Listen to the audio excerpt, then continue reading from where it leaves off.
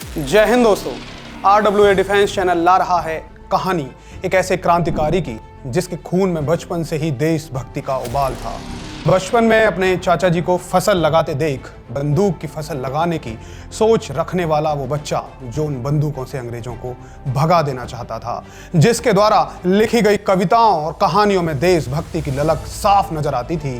भारत माता का वो वीर सपूत जिसके एकमात्र सपना था ब्रिटिश शासन को उखाड़ फेंकना, एक ऐसा महान क्रांतिकारी जिसे नफरत थी गुलामी से, ऐसा देशभक्त जिसने बदला लिया लाला लाजपत राय की अंग्रेजों द्वारा बेरहमी से लाठी डंडों से पीट कर कैद की जाने वाली हत्या का, ऐसा शेर बहादुर जिसने संकल्प लिया जलियांवाला बाग हत्याकांड का बदला लेने का, जिसमें कितने ही वो क्रांतिकारी जिन्हें निर्दयता पूर्वक अंग्रेजों द्वारा गोलियों से भून दिया गया, कितने ही मासूम अनाथ हुए, कितनी ही बहनें और माताएं विधवा हुई। वो वीर जिसका वजन जेल में रहकर भी बढ़ा, जिन्होंने अपनी माता से कहा मेरा शव लेने आप नहीं आना, क्योंकि यदि आप आएंगी तो रो पड़ेंगी और मैं नहीं चाहता कि लोग ये कहें मेरी माँ रो रही है, क्योंकि इससे देश के लिए उनके बेटे द्वारा किए जा रहे बलिदान का महत्व कम होगा। तो आप सभी के लिए ऐसे वीर महान क्रांतिकारी शेर की कहानी आ रही है। ये कहानी उस बच्चे की है जिसके हाथ बचपन में खेलते खेलते अपने चाचा जी की बंदूक लग गई। उन्होंने अपने चाचा जी से पूछा कि इससे क्या होता है। चाचा जी ने बताया कि वे इससे अंग्रेजी हुकूमत को दूर भगाएंगे। वो बच्चा अपने चाचा जी के साथ खेतों में काम करने गया। उनके चाचा वहाँ एक आम का पेड़ लगा रहे थे। तब उस बच्चे ने पूछा, चाचा यह क्या कर रहे हो? तो उन्होंने कहा कि मैं आम का पेड़ लगा रहा हूँ जिस पर बहुत से आम लगेंगे और हम सब खाएंगे। इतने में वो बच्चा अपने घर से एक बंदूक लेकर आया और खेत में गड्ढा खोदना शुरू कर दिया। खोदने के बाद बंदूक को जैसे ही गड्ढे में डाला तो चाचा जी ने कहा, यह क्या कर रहे हो? तब बच्चे ने कहा, मैं बंदूक की फसल उगा रहा हूँ जिससे कई बंदूकें पैदा होंगी और हम अपने देश को इन अंग्रेजों से आज़ाद करवा सकेंगे। ये कहानी है भगत सिंह की। जी हाँ, जमाना था भारत का। ब्रिटिश शासन की छाया में देश अंधकार में डूबा हुआ था, लेकिन उस अंधेरे के बीच भगत सिंह की कहानी उजागर हो रही थी। गांव की एक छोटे से परिवार में जन्म लेने वाले भगत सिंह की लड़ाई बचपन से ही थी। उनके माता पिता की आत्मा में देशभक्ति की ललक सदा भरी रहती थी। बचपन में ही भगत सिंह को देश के प्रति अपना दायित्व समझाया गया। भगत सिंह को कहानियां, कविताएं लिखने का शौक था। उनकी कविताएं उनकी राष्ट्र भावनाओं को बयां करती थी।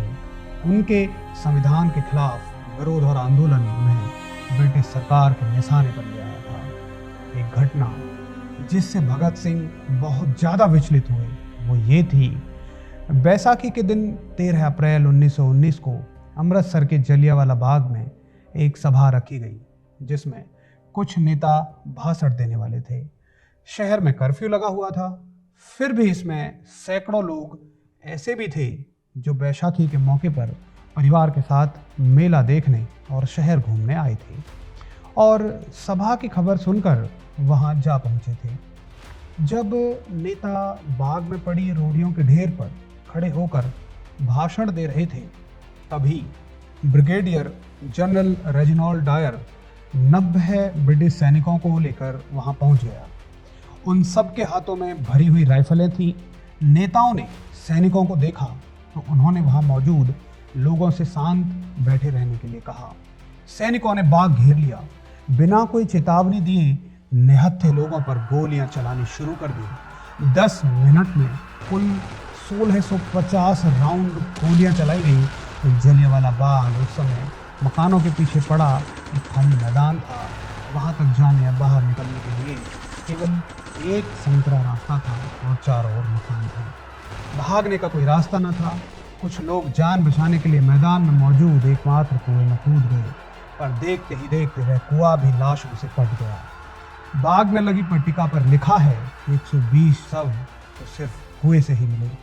शहर में कर्फ्यू लगा था, जिससे घायलों को इलाज के लिए भी कहीं ले जाया न जा सका, लोगों ने तड़प तड़प कर वहीं दम तोड़ दिया। जब जलियांवाला बाग में यह हत्याकांड हो रहा था, उस समय ऊधम सिंह वहीं मौजूद थे और उन्हें भी गोली लगी थी। उन्होंने तय किया कि वे इसका बदला लेंगे। 13 मार्च 1940 को उन्होंने लंदन के कैक्सन हॉल में इस घटना के समय British lieutenant governor Michael O'Dwyer की गोली मारकर हत्या कर दी। ऊधम सिंह को 31 जुलाई 1940 को फांसी पर चढ़ा दिया गया। गांधी और जवाहरलाल नेहरू ने ऊधम सिंह द्वारा की गई इस हत्या की निंदा की। इस हत्याकांड ने तब 12 वर्ष की उम्र के भगत सिंह की सोच पर गहरा प्रभाव डाला। इसकी सूचना मिलते ही भगत सिंह अपने स्कूल से 12 मील पैदल चलकर जलियांवाला बाग पहुंच गए थे। एक और बड़ी घटना जिसने भगत सिंह को प्रभावित किया वो ये है। 30 अक्टूबर 1928 को लाहौर में साइमन कमीशन के विरुद्ध आयोजित एक विशाल प्रदर्शन में लाला लाजपत राय जी ने हिस्सा लिया, जिसके दौरान हुए लाठीचार्ज में लाला लाजपत राय जी बुरी तरह से घायल हो गए।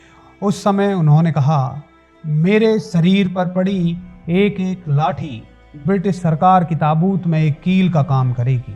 और वही हुआ भी। लाला जी के बलिदान के 20 साल के भीतर ही ब्रिटिश साम्राज्य का सूर्यास्त हो गया। 17 नवंबर 1928 को इन्हीं चोटों की वजह से उनका देहांत हो गया। लाला जी की मृत्यु से सारा देश उत्तेजित हो उठा और चंद्रशेखर आजाद, भगत सिंह, राजगुरु, सुखदेव व अन्य क्रांतिकारियों ने लाला जी पर जानलेवा लाठीचार्ज का बदला लेने का निर्णय किया। लाला लाजपत राय की मौत का बदला लेने के लिए चंद्रशेखर आजाद, भगत सिंह, राजगुरु, सुखदेव और शिवराम ने पुलिस अधीक्षक जेम्स स्कॉट को मारने की योजना बनाई। उन्होंने 17 दिसंबर 1928 को शाम करीब 4:15 बजे अपनी योजना को अंजाम दिया, लेकिन गलत पहचान के चलते स्कॉट की जगह सहायक पुलिस अधीक्षक जॉन पी सैंडर्स मारा गया। इस दौरान चानन सिंह नाम का एक हेड कांस्टेबल भी मारा गया, जो क्रांतिकारियों को पकड़ने के लिए दौड़ रहा था। आइए जानते हैं भगत सिंह जी कैसे गिरफ्तार हुए। ये समय है जब अंग्रेजी सरकार दिल्ली की असेंबली में पब्लिक सेफ्टी बिल और ट्रेड डिस्प्यूट बिल पास करवाने जा रही थी। ये 2 बिल ऐसे थे जो भारतीयों पर अंग्रेजों का दबाव और बढ़ा देते। फायदा सिर्फ अंग्रेजों को ही होना था, इससे क्रांति की आवाज को दबना भी काफी हद तक मुमकिन हो जाता। अंग्रेज सरकार इन 2 बिलों को पास करवाने की जी तोड़ कोशिश कर रही थी। इसे जल्द से जल्द लागू कराना चाहते थे। उन्हें ऐसा करने से रोकने के लिए भगत सिंह ने असेंबली में बम फेंकने का बीड़ा उठाया। उनका साथ देने के लिए चुने गए थे बटुकेश्वर दत्त। इस बम विस्फोट का उद्देश्य किसी को भी चोट पहुंचाना नहीं था। भगत सिंह ने तो जानबूझकर उस जगह बम फेंका जहां सबसे कम लोग मौजूद थे। विस्फोट से कोई भी मारा नहीं गया।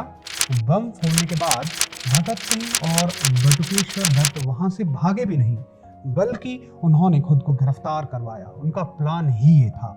बम फेंकने और गिरफ्तार होने के बीच उन्होंने वहां पर्चे बांटे। पर्चे पर लिखा था, बहरों को सुनाने के लिए बहुत ऊंचे शब्दों की आवश्यकता होती है। मुकदमा चला तो कहा गया दोनों ने एक एक बम फेंका था, लेकिन दत्त की तरफ से बचाव पक्ष के वकील आशिफ अली के अनुसार दोनों बम भगत सिंह ने ही फेंके थे। बटुकेश्वर दत्त ने मान लिया कि एक बम उन्होंने फेंका था, कारण कि वो भगत सिंह से अलग नहीं होना चाहते थे। ये थी मित्रता की असली पहचान। इसके बाद दोनों को गिरफ्तार कर केस चलाया गया। भगत सिंह, सुखदेव और राजगुरु को फांसी की सजा सुनाई गई। वो जेल आज भी वैसी ही है जहां भगत सिंह को 14 जून 1929 और उनके साथियों को जेल में बंद किया गया था। 22 मार्च 1931 को लिखा अंतिम पत्र भगत सिंह जी के द्वारा वो कहते हैं, स्वाभाविक है जीने की इच्छा मुझ में भी होनी चाहिए, जिसे मैं छुपाना नहीं चाहता, लेकिन मैं कैद या पाबंद होकर जीना नहीं चाहता। लेकिन दिलेराना ढंग से हंसते हंसते मेरे फांसी चढ़ने की सूरत में हिंदुस्तानी माताएं अपने बच्चों को भगत सिंह बनने की आरज़ू किया करेंगी और देश के लिए कुर्बानी देने वालों की तादाद इतनी बढ़ जाएगी कि क्रांति को रोकना साम्राज्यवाद या तमाम शक्तियों के बूते की बात नहीं रहेगी। यह अफसोस रहेगा कि मानवता के लिए जो भी कुछ करने की हसरतें मेरे दिल में थी, उनका 1000वां भाग भी मैं पूरा ना कर सका। फांसी से पहले भगत सिंह आखिरी बार अपनी माँ से मिले थे। तब उन्होंने अपनी माँ विद्यावती से कहा था, मेरा शव लेने आप नहीं आना और कुलबीर, जो कि उनका छोटा भाई था, को भेज देना, क्योंकि यदि आप आएंगी तो रो पड़ेंगी और मैं नहीं चाहता कि लोग ये कहें कि भगत सिंह की माँ रो रही है। जेल में मिलने के लिए आने वाली अपनी माँ से भगत सिंह अक्सर कहा करते थे कि वे रोए नहीं, क्योंकि इससे देश के लिए उनके बेटे के द्वारा किए जा रहे बलिदान का महत्व होगा। ये दिन है 23 मार्च 1931। कहते हैं 1 साल और 350 दिनों में जेल में रहने के बावजूद भगत सिंह का वजन बढ़ गया था, खुशी के मारे। खुशी इस बात की थी कि वो अपने देश के लिए कुर्बान होने जा रहे हैं। लेकिन जब इन्हें फांसी देना तय किया गया था, जेल के सारे कैदी रो रहे थे। इसी दिन भगत सिंह के साथ ही राजगुरु और सुखदेव की भी फांसी तय थी।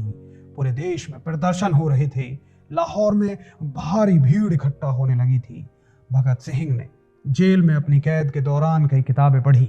जब उन्हें फांसी दी जानी थी, उस वक्त वो लेनिन की जीवनी पढ़ रहे थे, जो कि एक क्रांतिकारी थे। जेल में रहने वाली पुलिस वालों ने उन्हें बताया कि उनकी फांसी का समय हो चुका है। भगत सिंह बोले, ठहरिए, पहले एक क्रांतिकारी दूसरे क्रांतिकारी से मिल तो ले। अगले 1 मिनट तक किताब पढ़ी और किताब बंद कर उसे छत की ओर उछाल दिया और बोले, ठीक है, अब चलो।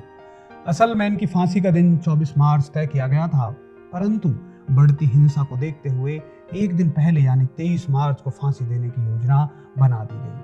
क्योंकि फांसी समय पूर्व और गुप्त तरीके से दी जा रही थी, इसलिए उस वक्त बहुत ही कम लोग शामिल हुए थे। जो लोग वहां मौजूद थे उसमें यूरोप के डिप्टी कमिश्नर भी थे।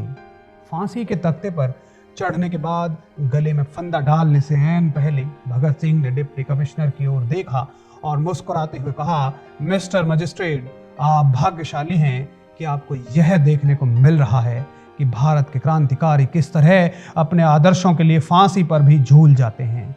सतलुज नदी के किनारे गुपचुप तरीके से इनके शवों को ले जाया गया। इन शवों को वही नदी किनारे जलाया जाने लगा। आग देखकर वहां भीड़ इकट्ठी हो गई। अंग्रेज जलते हुए शवों को नदी में फेंककर भाग निकले। कहा जाता है कि गांव के लोगों ने ही उसके बाद उनका विधिवत अंतिम संस्कार कराया। भारत की आज़ादी के लिए उनका बलिदान और अटूट समर्पण पीढ़ियों तक प्रेरित करता रहेगा। साहस की प्रतिमूर्ति के रूप में वह हमेशा न्याय और स्वतंत्रता के लिए भारत की अनवरत लड़ाई का प्रतीक रहेंगे। मां भारती की सेवा, सुरक्षा एवं स्वतंत्रता के लिए सर्वस्व अर्पण कर देने वाले अमर बलिदानी भगत सिंह, राजगुरु और सुखदेव को कोटि कोटि वंदन है। अपने प्राणों को त्याग कर करोड़ों युवाओं में देशभक्ति की भावना जागृत करने वाले महान बलिदानियों का यह देश सदैव ऋणी रहेगा। भगत सिंह कहते थे, लिख रहा हूं मैं अंजाम जिसका कल आगाज आएगा। लिख रहा हूं मैं अंजाम जिसका कल आगाज आएगा। मेरे लहू का हर एक कतरा इंकलाब लाएगा, इंकलाब लाएगा। जय हिंद, जय भारत।